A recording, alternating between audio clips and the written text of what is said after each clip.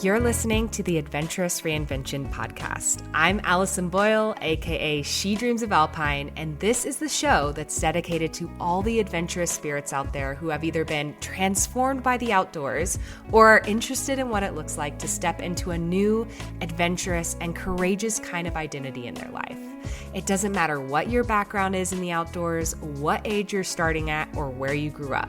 If you're curious about the outdoors and using adventure as a way to reinvent yourself, you're in the right place.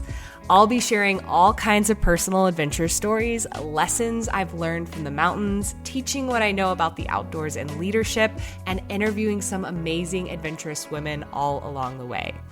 I've been coaching women on becoming safe, confident, and self-sufficient backpackers and leaders of their own adventurous lives since 2018, and I know exactly what big fears and self-doubts can pop up along the way. I have so much to share with you, so let's dive in. Hello, my friends. I wanted to give you a quick heads up before we get into today's episode. Our Backpacking Badass Black Friday event is just around the corner. It's happening November 17th through the 21st, so make sure to mark your calendars. And this year, this event is going to be more epic than ever. Now, this isn't just another Black Friday sale. This is actually your moment to lock in your 2026 adventure era. And if you found yourself in 2025 just thinking about adventure, but not really getting out there and just finding yourself at the end of this year being like, okay, I didn't get to do the things that I wanted to do. Let's make sure that 2026 is the year that you commit to it and you make it your most adventurous chapter yet. Okay? So join me and my team in a community of over 1,900 women inside of the Backpacking Badass program, which is my signature backpacking course for women, where we teach you how to become a safe, confident, and totally self-sufficient backpacker. And this event is going to be your biggest opportunity to do that at some of our best deals and bonuses that we offer all year. And here's the best part. We just opened our early bird waitlist for that Black Friday event. So you can join our waitlist at shedreamsofalpine.com/bird. I will also have that linked in the show notes.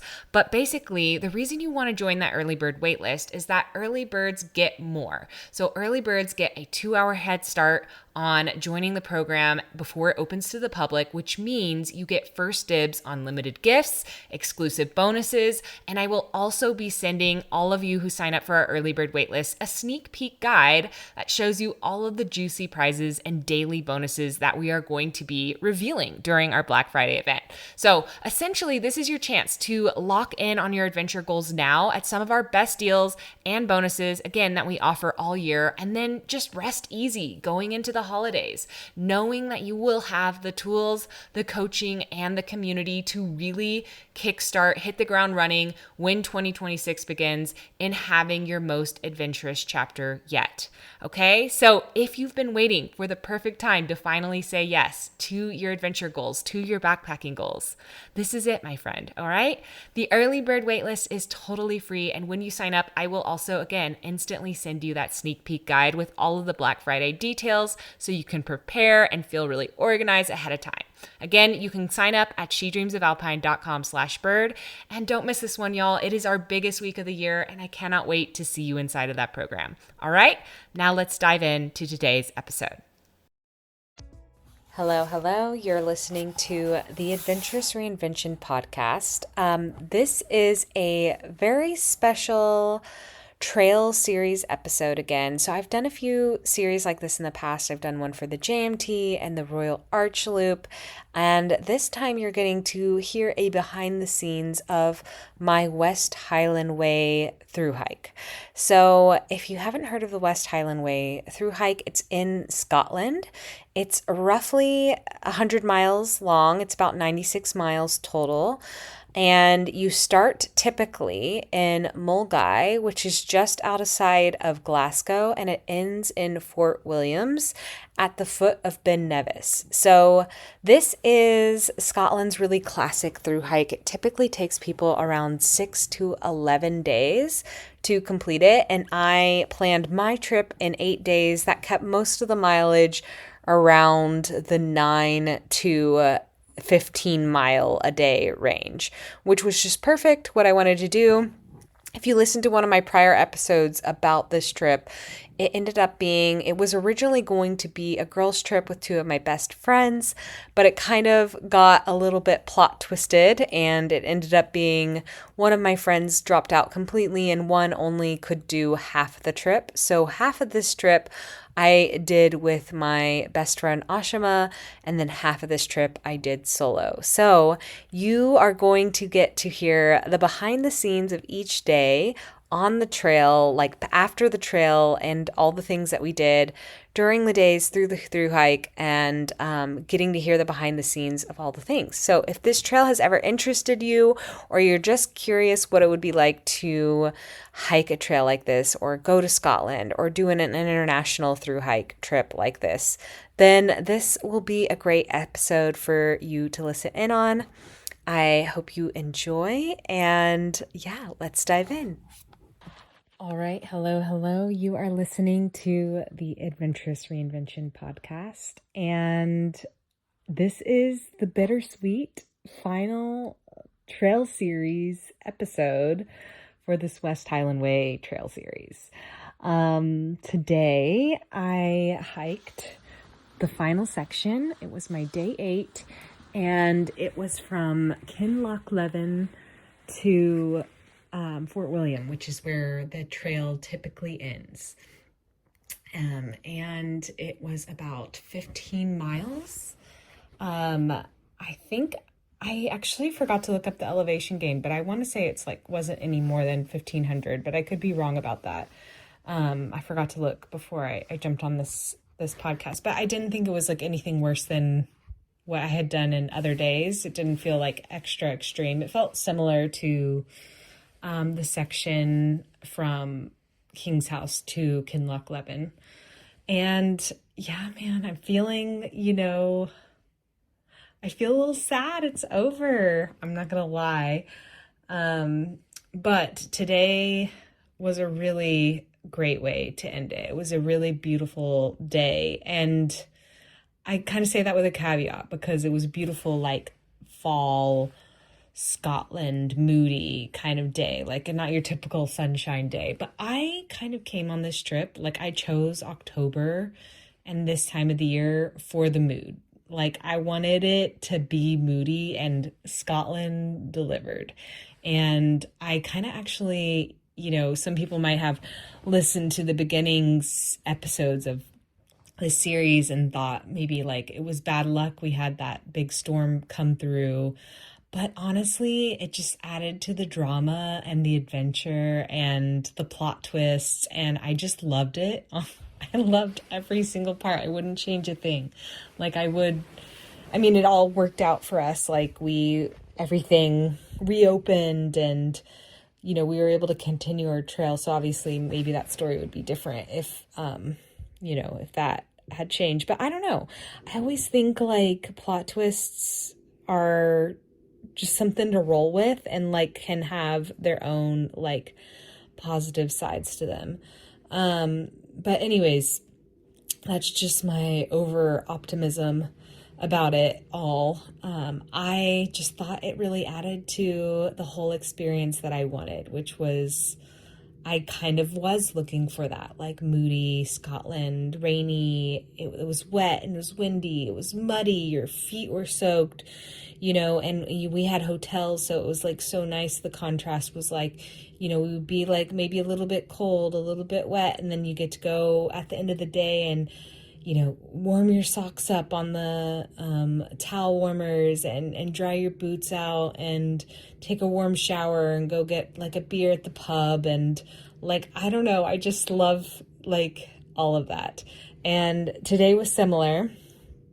So I left my little Airbnb I was going to get an earlier start, but I did sleep in a little bit. I don't think I left my Airbnb until 8 in the morning. And when I left, it was raining a little bit. It was, when I say most of the time when it has been raining here, except for that one day where it was just wet all day, it's this mist rain.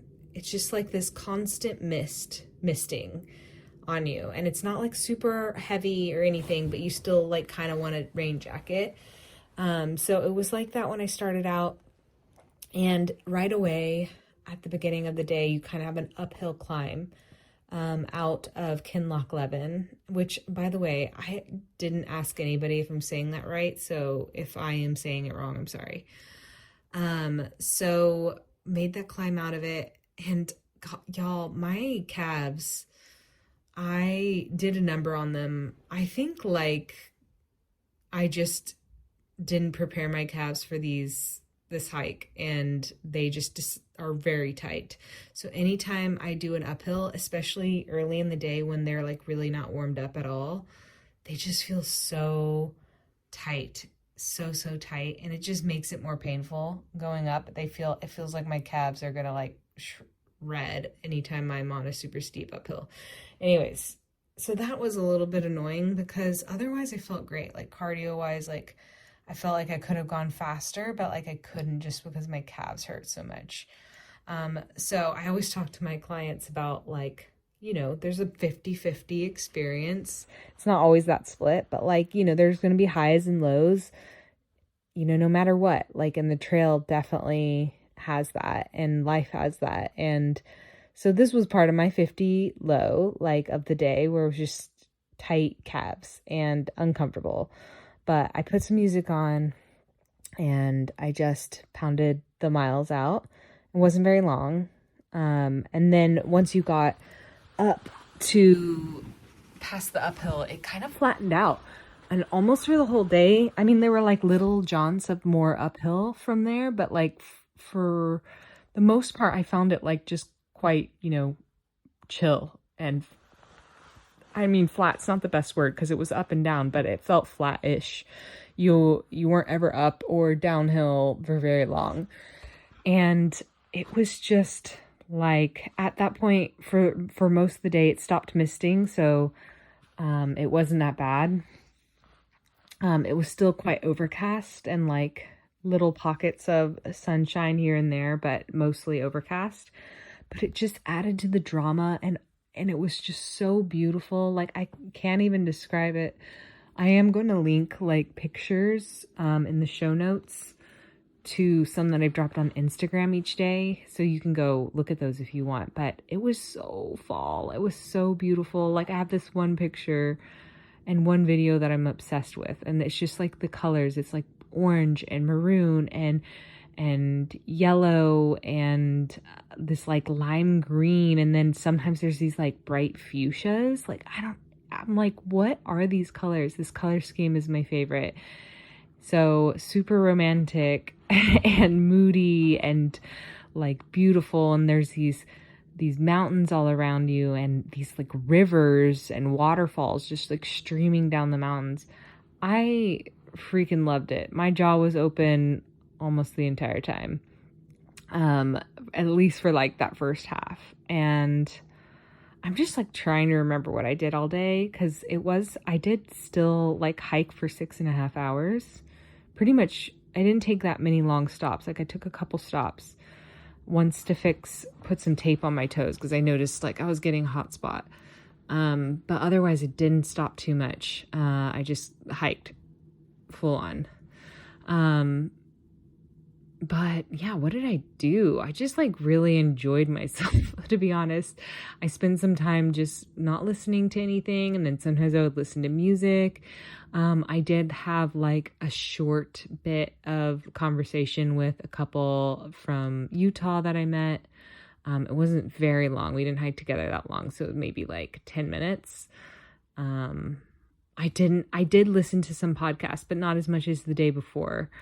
I just was really, enjoying everything a lot. So, it was great. And today, it was pretty smooth. It's just basically like straight. And then eventually you reach this point where you start making your way downhill, into Fort William. And then it's a lot of downhill. I didn't think it was that bad though. It wasn't like super steep in my opinion, but it is a lot of miles that are downhill.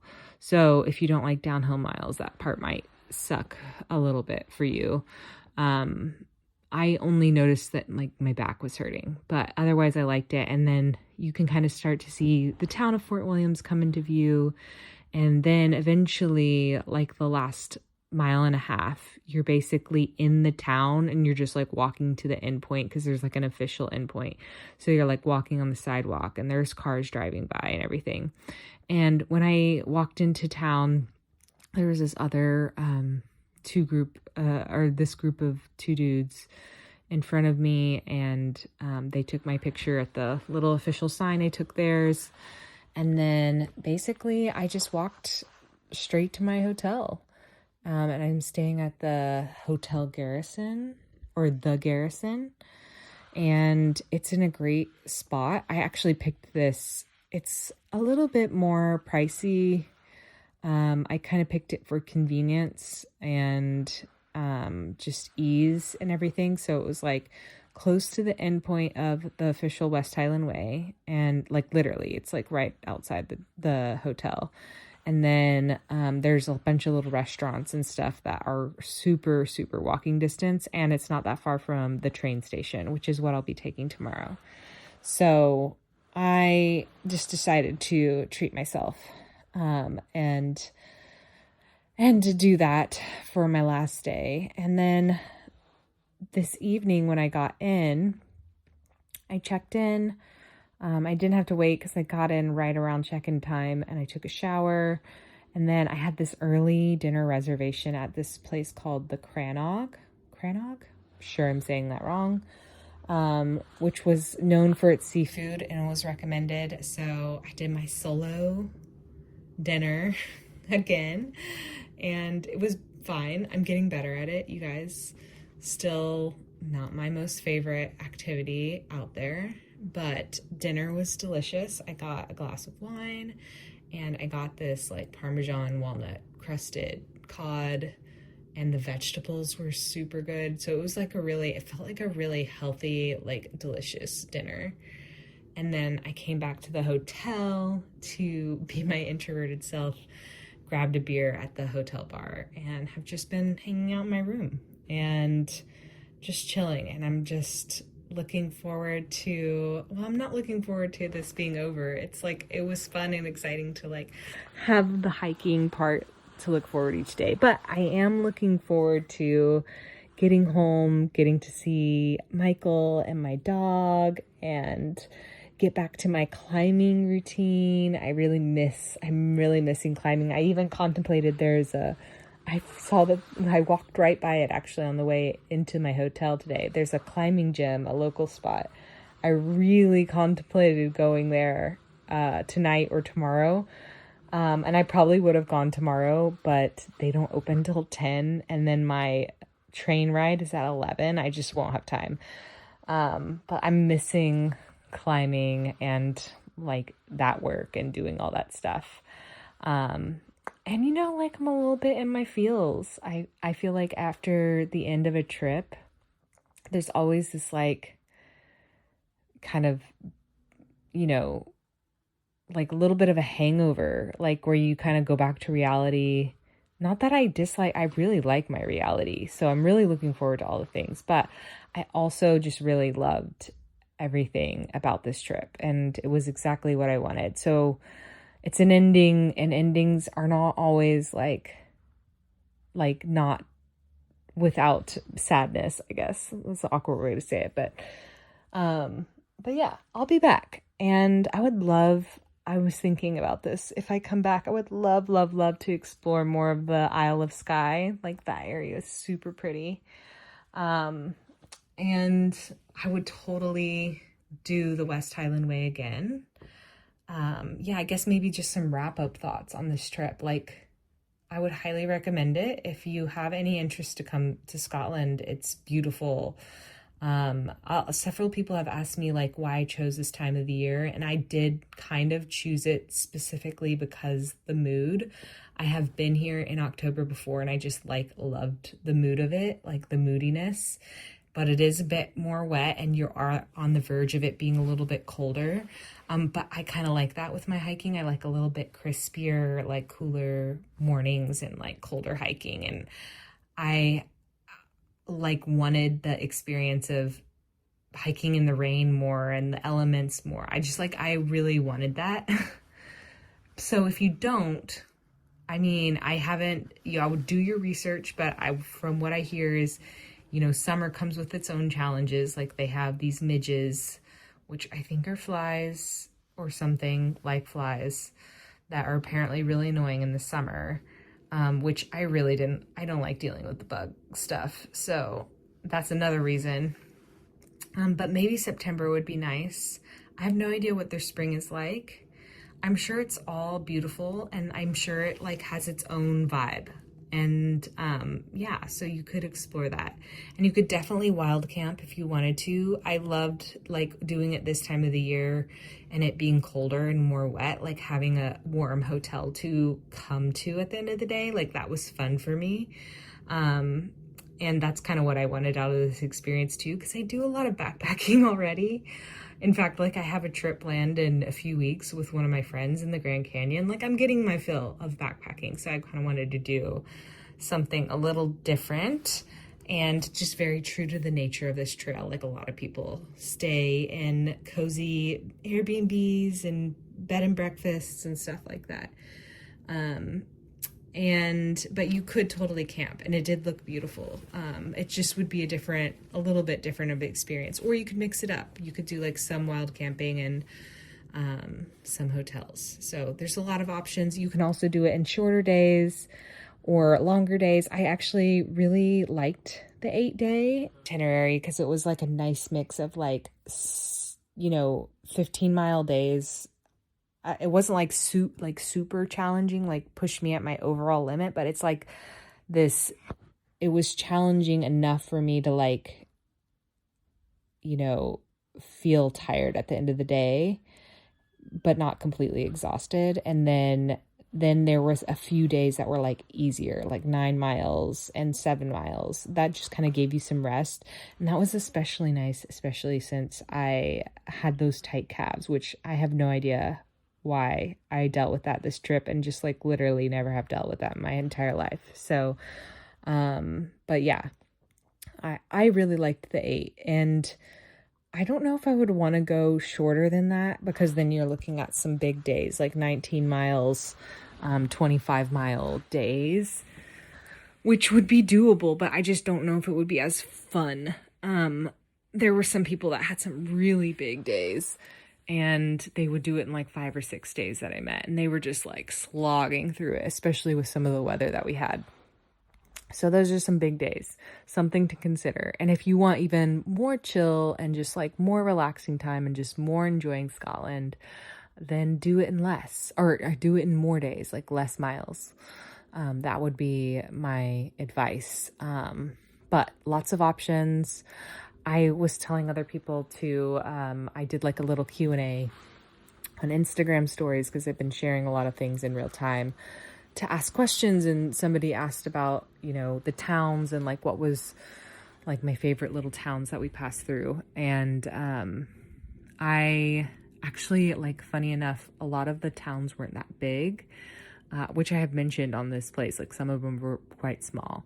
So that was like surprising. I actually didn't expect that. I thought like most of our stops were going to be like proper solid towns, but some of them were like Bridge of Orkney, for example, and like King's House were like literally just hotels and they had like one place you could go get food. But I kind of liked it. Like it was kind of charming that way, because everyone eating at the hotel was like a hiker, typically. Not everyone. Like some people drove there from places, but like there was just like this community vibe to it. So I really did like that. But yeah, so that is a little bit about that. If you have any questions, I do think like we'll put together more resources, like hopefully on the blog. You can see recaps of all of my days, on Instagram. I'm going to be linking them in the show notes as well. So you can click over and read more about that. And, yeah, that's it, y'all. Tomorrow I take the train back to Glasgow, and then the next day I fly back. And probably just in those in-between days, I'll just be doing a bit of work and catching up on some things so that I can kind of smoothly get back into life. So All right. I'm going to close it out, and I hope you have enjoyed this. Let us know. We always is great to hear from you guys if you are enjoying these kinds of series. But I'll talk to you next time. Bye. Hey, I wanted to thank you real quick for tuning into the show and listening all the way to the end. If you love this episode and you want deeper support in becoming a safe, confident, and self-sufficient hiker and backpacker, then head over to shedreamsofalpine.com/waitlist to learn more about our Backpacking Badass coaching program, where I teach you absolutely everything you need to know to be self-reliant on the trails and stop waiting around on others for the adventure invite. So I'd love to help you more in your journey of stepping into your adventurous identity, and that program is the absolute best place for us to start working together. So again, that's shedreamsofalpine.com/waitlist, and you can learn all about it there. So that's it for today, folks. I hope you get to spend some time outside this week, and I'll be back very soon with a brand new episode. Bye.